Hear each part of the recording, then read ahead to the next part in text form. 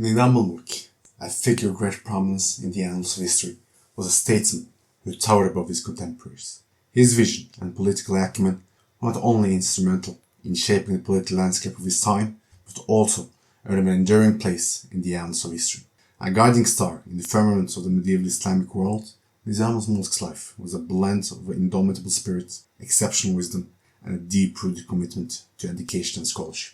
His strategic vision, coupled with an unwavering dedication to the pursuit of knowledge, paved the way for a period of cultural and intellectual renaissance that continues to captivate scholars and history enthusiasts to this day. Let us take a closer look at this fascinating individual, exploring the trails he blazed and the legacy he left behind.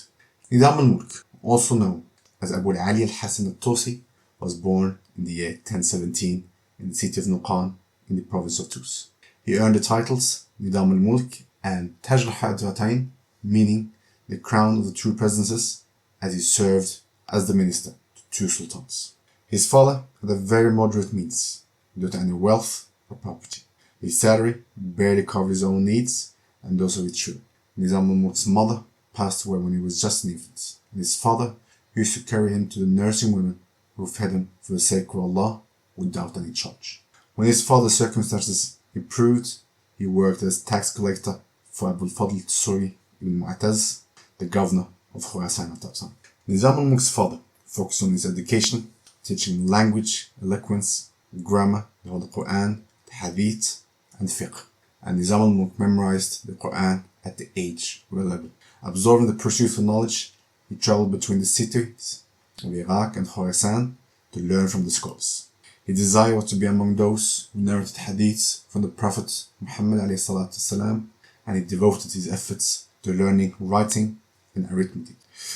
Nizam al-Mulk was distinguished by his high aspirations and ambitions. He would traverse lands in pursuit of knowledge, seeking to master a diverse array of sciences, despite his challenging circumstances. It was reported that in his youth he had only 3 dinars to his name, but was always keen to learn from a young age. Ibn Athir described him saying, Allah prompted him to have lofty ambitions and to immerse himself in knowledge, so he became knowledgeable and virtuous.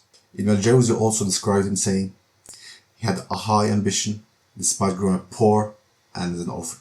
Nizam al-Mulk was a righteous, generous, fair and patient man, often forgiving those who wronged him. He was a quiet individual whose gatherings were filled with Quran reciters, jurists, leaders, and people of goodness and righteousness.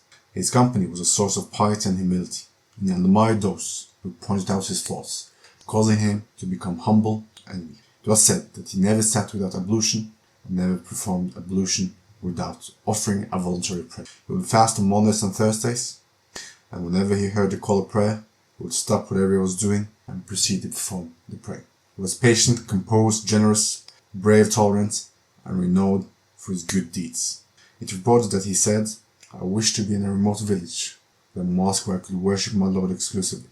After that, I wish for a piece of land where kilometers produce, and a mosque where I could worship Allah. Now, all I wish for is a loaf of bread every day, and a mosque where I can worship Allah. He was known for his shrewdness, intelligence, excellent leadership, and love for knowledge. He was wise, knowledgeable, and admired scholars, so he established great schools and promoted learning among students.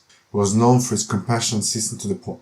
It was also reported that one night, while eating dinner with his brother Abu Qasim and a high-ranking official from Khorasan, a man with a severed hand joined them. Seeing the official's discomfort eating with the man, Nizam al-Mulk asked the official to move to the other side and invited the man to eat with him. It was his custom to bring the poor closer to him, and it was reported that he would donate 100 dinars every single morning. Nizam al-Mulk was highly ambitious and traveled across the lands of Khorasan in search of knowledge and work. He reached the city of Ghazna, where he got involved in the administrative work of the Ghaznavid state. As circumstances changed, he moved between the bureaus of Ghazna and Khorasan until he settled in the service of Abu Ali bin Sadran, the Seljuk governor and minister to Alp Arslan in the city of Balkh. He worked as a scribe for him, and his competence and integrity became apparent. This job gave him the opportunity to communicate directly with the Seljuk princes. When Abu Ali bin Shahdan was on his deathbed, he recommended Nizam al-Mulk to Malik Alparslan to take over his position.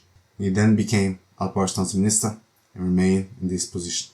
In a short period, he became the greatest political figure of his time. When Malik Alparslan died, his son Malik Shah took over and ordered Nizam al-Mulk to continue his work, placing his full trust in him for the ministry. Nizam al-Mulk managed his kingdom excellently, reducing injustices, showed kindness to subjects, built endowments, and established scientific schools. His prestige increased and remained in ministry for 30 years.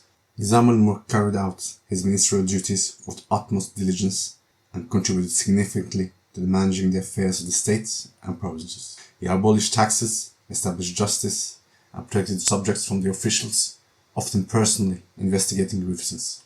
He built endowments and established peace across the lands, favoring virtuous and competent men. To eliminate the causes of unrest within the states, he abolished public denunciations of the Shia and others, a practice previously common before his ministry. As a result, the state thrived, its foundations were strengthened, its prestige grew, its borders expanded. Nizam al-Mulk worked towards strengthening the state by focusing on building and arming the military. He formed a unit in the army composed of Turkic Mamluks. This unit, with its weapons and equipment, were under his command and numbered several thousand. Nizam al-Mulk himself participated in wars, leading the army and facing the enemies with unyielding resolve. He participated in several military expeditions and fought against the Batiniya, led by Hassan ibn Sabbah in Khorasan, when he learned that they were advocating for the Fatimid imamate of al-Mustamsik billah. Nizam al-Mulk adopted a modern policy to develop the lands of the Islamic State while restructuring the military's financial system. He replaced the salary system, which had been in place since the time of Umar ibn Khattab radiallahu anh, with a military feudal system.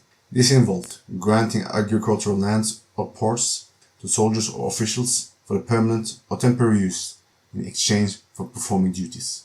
Traditionally, funds were collected and distributed to the princes and soldiers from the treasury, but Nizam al-Mulk justified this new system due to the expansion of the states and the inability to populate and develop the lands. As a result, the lands were developed, crops flourished, and the systems were adopted by the sultans who followed him. He also sought to increase his influence by getting closer to the Abbasid Caliph. He held the Caliph in high esteem, won his trust and support, especially by gaining the endorsement of scholars and students in the schools he established throughout the Seljuk state. His care for the subjects' affairs and the provision of good stipends and salaries further increased his influence. Due to Nizam al-Mulk's educational upbringing, he placed a great value on education and scholars. He made an effort to keep scholars close to him, honoring them and inviting them back to those who had left their homeland. Whenever senior scholars visited them, he would rise from his seat to welcome them, seating them in his place as a sign of respect. Despite the burdens of ruling, he made it a point to attend lectures, listening to debates, and converse with jurists on various issues. Nizam al-Mulk would humbly lower his head out of respect for the scholars. Nizam al-Mulk introduced a new system to encourage the pursuit of knowledge. He provided allowances for students and teachers, in addition to housing and other services. The Nizamiya school in Baghdad was the first school where jurists were given financial allowances.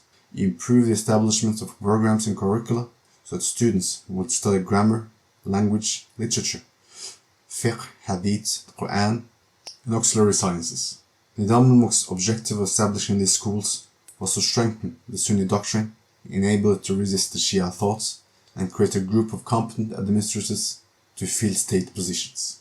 He also aimed to strengthen his influence among teachers and students by providing them salaries and services. Some of the renowned students include Imam Abu Hamid al-Ghazali.